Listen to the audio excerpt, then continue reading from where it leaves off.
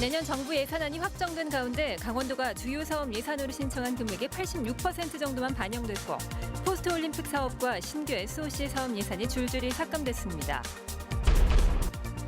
오늘 밤 영서 북부 지역인 철원과 화천을 중심으로 최대 200mm의 많은 비가 내릴 것으로 보여 시설물 관리에 주의가 요구됩니다. 최근 3차에 걸친 춘천 시내버스 부분 파업으로 시민들이 많은 불편을 겪은 가운데 이재수 춘천시장이 노조가 주장하는 공영제에 앞서 시내버스 이용 수준부터 높여야 한다는 입장을 밝혔습니다. 멸종위기 야생생물 2급인 화천 가시연의 군락지에 있는 300여 개 자생 가시연. 태풍 쏠리게 대비해 춘천호 수위를 낮추면서 군락 서식지의 물이 모두 빠져 고사 위기에 놓여 있어 회생 대책이 시급합니다.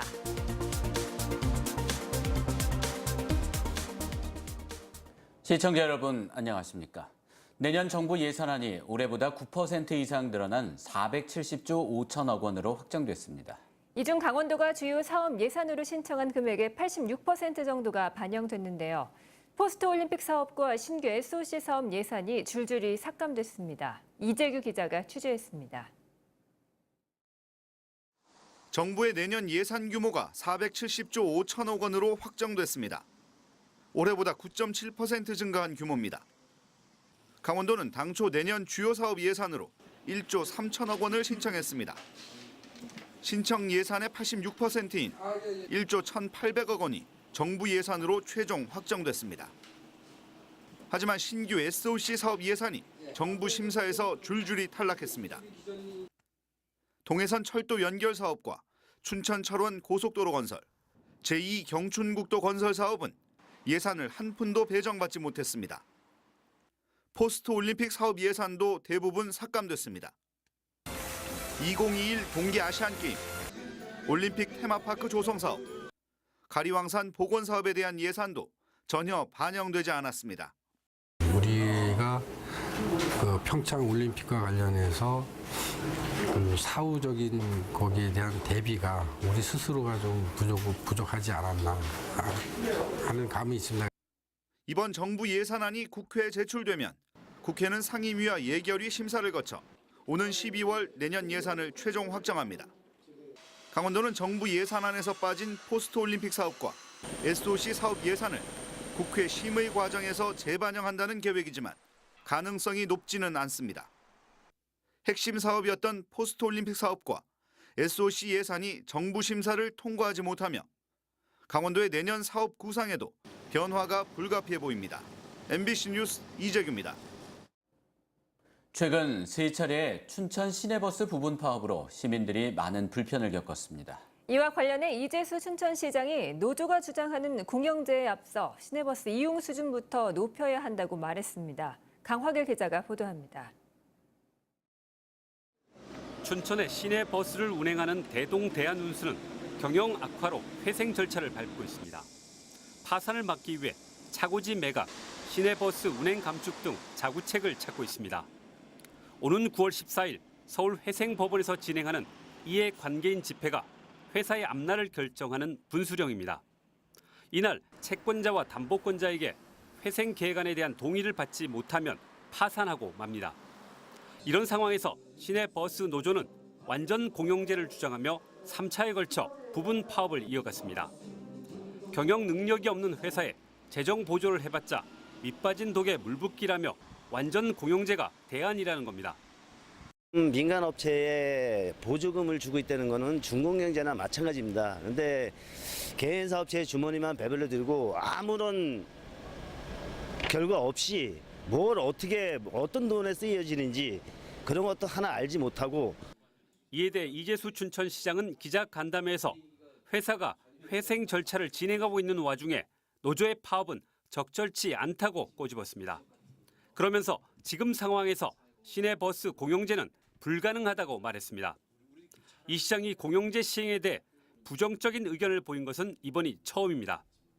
대신 현재 가용 예산으로 공영제를 하면 시민의 저항이 커질 것이라며 공영제를 하기 위해서는 시내버스의 이용률을 현재보다 4배에서 5배 수준으로 높여야 한다고 강조했습니다. 이를 위해서 노선과 서비스 등 시내버스 운행 환경을 좋게 만들어야 한다고 말했습니다. 자신도 취임 이후 줄곧 시내 버스로 출근하고 있다며 버스 타기 캠페인도 벌이겠다고 덧붙였습니다. 이 시장은 노조와 만나 이런 입장을 전달합니다. 오는 30일 4차 파업을 예고한 시내버스 노조가 춘천시와 입장차를 줄일 수 있을지 주목됩니다. MBC 뉴스 강화길입니다.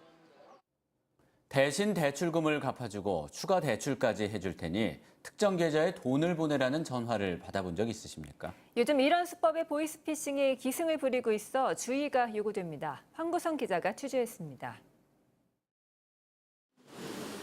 원주에 사는 40대 자영업자는 추가 대출을 받으려면 과거 대출금을 갚아 신용도를 올려야 한다는 전화를 받았습니다.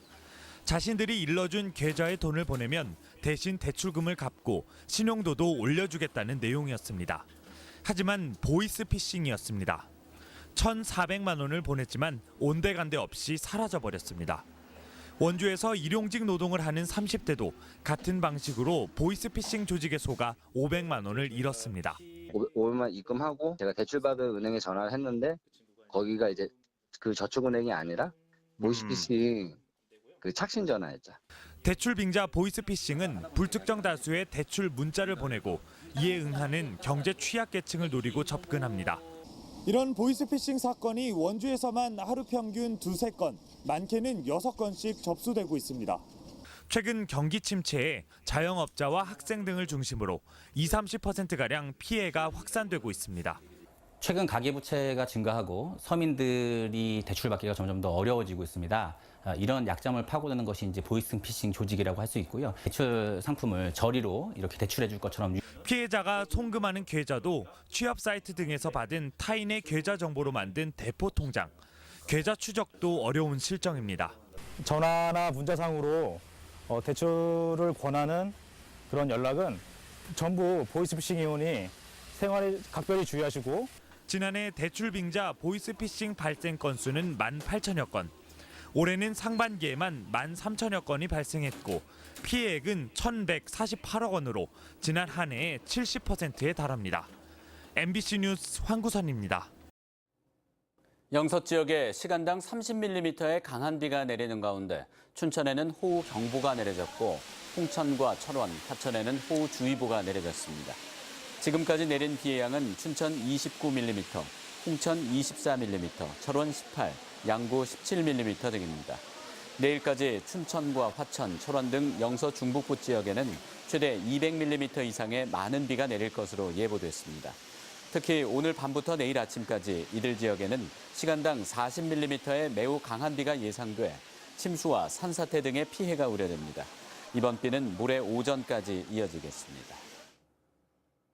태풍 쏠릭에 대비해 춘천호 수위를 낮추자 멸종위기 야생생물 2급인 가시연 군락지에 물이 빠져 고사 위기에 놓여 있습니다.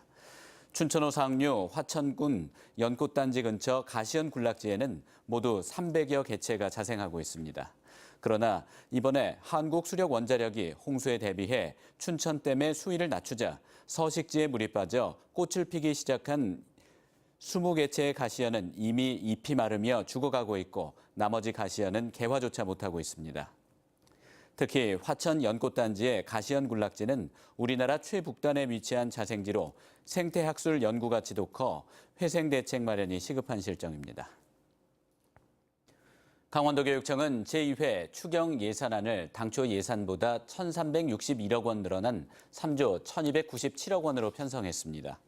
주요 사업으로는 초중등 교육과정 개발 운영과 학력 향상 지원에 21억 원, 특성화 고등학교 운영 지원 24억 원, 스마트 교육 지원 40억 원, 학교 체육 활성화, 학교 체육시설 여건 개선 지원 18억 원, 지방채 원금 일부 조기 상환 880억 원 등입니다.